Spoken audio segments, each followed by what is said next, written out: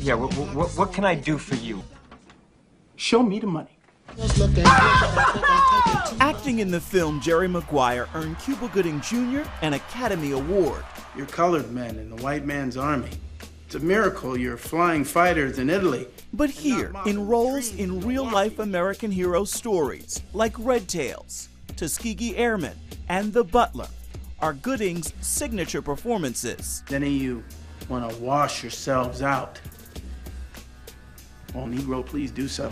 I'll have you on the next thing smoking back home to make room for the men who want to stand and fight. You gotta remember, I grew up in the 80s and 90s, and in my schooling, we didn't have a lot of these stories about African Americans' participation in American history. We didn't have the Tuskegee Airmen, the Red Tails, the Men of Honors. You know, I didn't know about Dory Miller and Pearl Harbor. Ah, yes, the pawns. They are the front line. Here, Cuba plays Eugene Brown, a real-life modern-day hero who went from serving time in prison to saving lives through the game of chess. These stories can't be ignored anymore. And I think when I read the fact that this was just that very normal man is incarcerated, comes out and does good, like Lean on Me, or even Remember the Titans, this had the same essence of nobility in that this man, not only was he doing something great for the community, there's a epidemic of black on black crime still today, and gang violence that is destroying the family nucleus in today's society in America. And I think part of that is due to the fact that these young black men feel like they have no choice but to pick up a gun and represent their hood. Where's the father figure in these men's lives? And it's not just white America telling black America, do better. We as black Americans should be telling ourselves, we come from royalty. You know, we come from a royal lineage, and it's these stories that when those kids have the decision to take a gun and be a thug, or to get an education and do something great, like the past shows we have done, then maybe these kids will make a different decision. And it's a story like this, you know. I never played chess growing up. I knew nothing about chess, but to have those chess masters on the set talking us through the mentality behind the game, it is like life, you know? It's a great metaphor for our youth today. Do you think the game itself has a rehabilitative power? I know Eugene Brown. I think it does. I think a lot of times, I mean, if you think of that scene in Boys in the Hood, Trey goes with Doughboy and his father says, think, Trey, you know, and he gets out of the car. Because I think in all of that anger and frustration, he's willing to push past it and picture what it'll be like if he does get retribution. And then make a decision not to go down that road.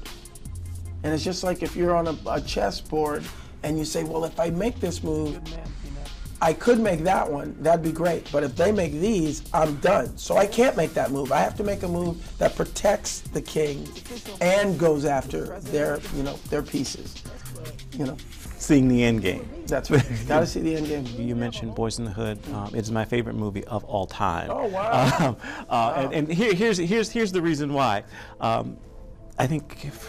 Anyway, I was young when I saw it. I was really stupid. I was younger, but it's the scene where you are stopped by the police. Oh yeah. Your character, and then Trey goes to his girlfriend's house. And it's this level of frustration. It's like, you know, I'm doing all the things I'm supposed to be doing, but here it is, I get stopped. As I told my family, I was like, you know, when Cuba Gooding Jr. is there boxing the air, this is what I feel like. I'm on the dean's list in college, and I come home, and I got stopped by the police. I'm like, that's what I felt. It's like the frustration's like, okay, you still only see, that's all you see is the color of my skin, and you stopped me for no blatant reason. Did you know the power of this film when you were making it? Look, I'm sorry about your friend. My heart goes out to his mother and his family, but that's their problem, Trey. You my son, you my problem.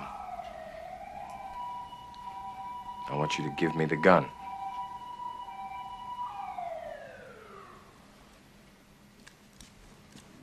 Oh, I see. You want to end up like little Chris in a wheelchair, huh? Right?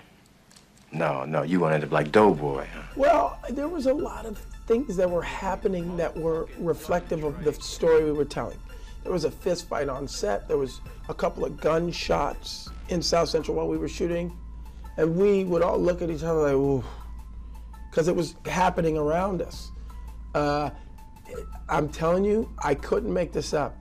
At the time, I lived in a real urban area outside of the city, and a predominantly white neighborhood.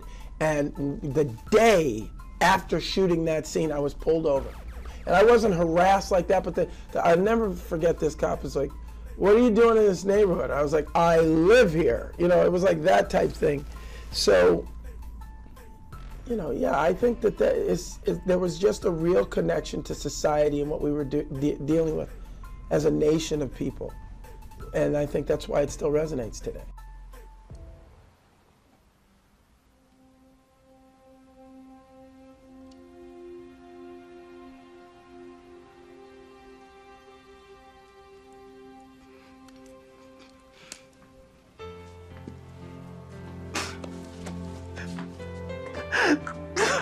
What continues to drive you? I mean, you're in an industry where it's really, really hard. Yeah. But you've won an Academy Award. Yeah. You've had some great roles and continue. What is it that drives you to stick this out? You know, just the fact that I'm not going to live forever, you're not going to live forever, and I think the work, if the work is representative of what I want my sons to become, then that's a good thing. You know, I have a daughter now. She'll always be the daughter of Cuba Gooding Jr., no matter what I do about it. So why not, you know, ensure myself that that'll be a good thing.